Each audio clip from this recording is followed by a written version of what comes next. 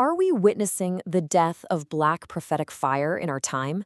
Let's just sit with that haunting question for a second. It was posed by the philosopher Cornel West, and it's a really powerful, unsettling thought, isn't it? It perfectly sets the stage for the literary and historical deep dive we're taking today. Welcome to this explainer. Today, we're going to meditate on some truly profound insights from a modern historical critique. We'll be looking at the decline and, honestly, the potential resurrection of a deeply important historical force. We're jumping directly into the pages of a phenomenal book called Black Prophetic Fire, which is actually this fascinating dialogue between Cornel West and the scholar Krista Buschendorf. In it, West diagnoses what he sees as a massive spiritual and cultural deficit in our modern era. He argues that we've kind of lost touch with a vital tradition that historically served as the moral compass of the entire country. Now, to really grasp what this book is doing, we first need to define what West means by prophetic fire. Basically, it's the courage to raise your voice and bear witness to people's suffering. It's that rare willingness to speak painful truths to power and stand up for the most vulnerable in society. And crucially, it's driven by deep empathy and non-market values. It's about refusing to compromise human dignity just to get ahead. But here's the problem. West diagnoses a tragic cultural shift that has essentially smothered this fire.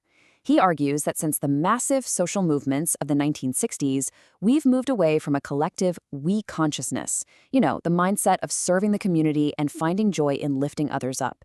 Instead, we've shifted toward a highly individualistic I consciousness. It's a mindset that's hyper-focused on individualism, chasing wealth, and climbing the status ladder. The prophetic tradition acts as a direct counterforce to that exact mindset. West writes this incredibly striking line: integrity cannot be reduced to cupidity, decency cannot be reduced to chicanery, and justice cannot be reduced to market price.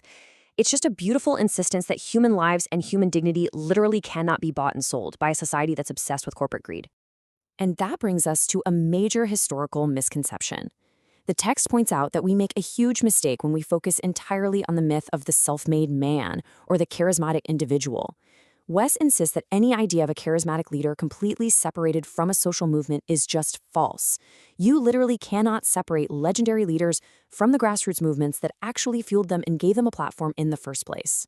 We see the absolute gold standard of this fire in the early words of Frederick Douglass. Just listen to this incredible quote. "Find out just what any people will quietly submit to, and you have found out the exact measure of injustice and wrong which will be imposed upon them."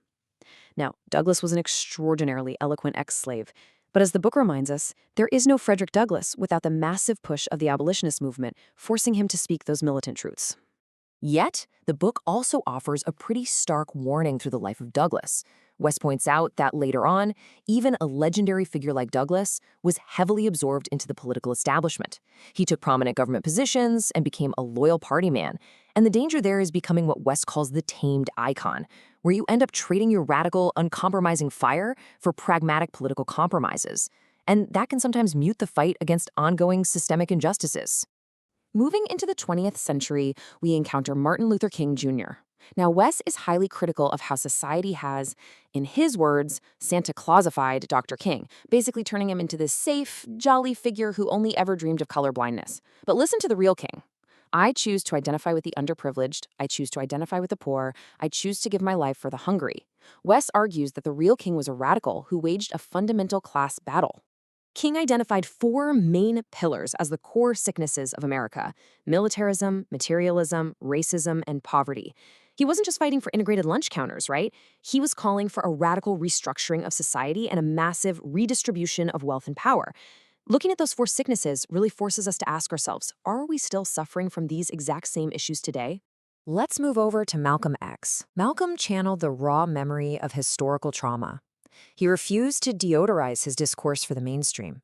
Just look at this powerful quote he cited from Patrice Lumumba. "Why? Can you take back these scars that you put on our bodies? Can you give us back the limbs that you cut off while you were here?" He specialized in telling the painful, unvarnished truth about the disaster inflicted upon poor and working-class Black people. At the deep psychological core of Malcolm's message was the goal of completely removing the shame instilled by centuries of oppression. He wanted to replace fear and deference with profound self-respect and dignity. He wanted his people to stand up with steel in their backs and utterly refuse to simply adapt to an unjust system. Now, West and Buschendorf make sure to remind us not to overlook the incredible women of this tradition. Leaders like Ella Baker and Ida B. Wells are absolutely vital. Because of how history is often written, the fearless speech and organizing genius of women get overshadowed by male figures. But Baker's deep democratic organizing and Wells's fearless anti-lynching crusade, those are absolute pillars of the prophetic fire. Section: The Age of Obama. Subtitle: A Complicated Legacy. This text forces us to examine the prophetic tradition during a highly controversial era.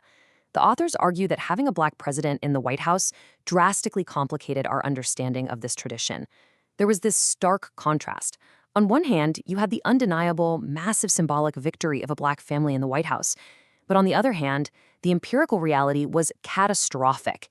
The black middle class lost a staggering 53% of its wealth following the 2008 financial crisis, while mass unemployment and hyper-incarceration just ravaged the most vulnerable communities. West pulls absolutely no punches here.